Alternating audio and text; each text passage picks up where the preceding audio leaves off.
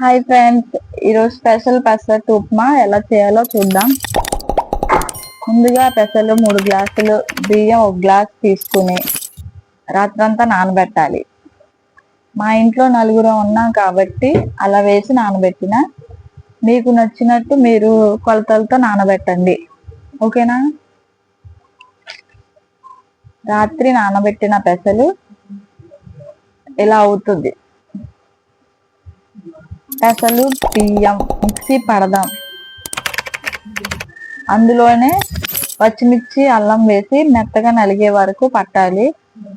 ఇలా మెత్తగా అయ్యే వరకు పట్టి పక్కన పెట్టుకుందాం.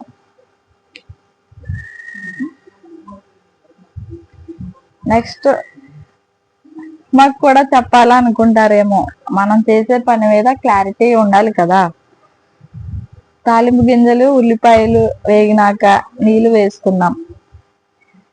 రవ్వ వేస్తూ తిప్పుతూ ఉండలు లేకుండా గట్టిగా కాకుండా జోరుగా చేసుకోవాలి. జోరుగా అంటే మరీ కాదు, లైట్ గా ఉండాలి. ఉడికించి పక్కన పెట్టండి. అలానే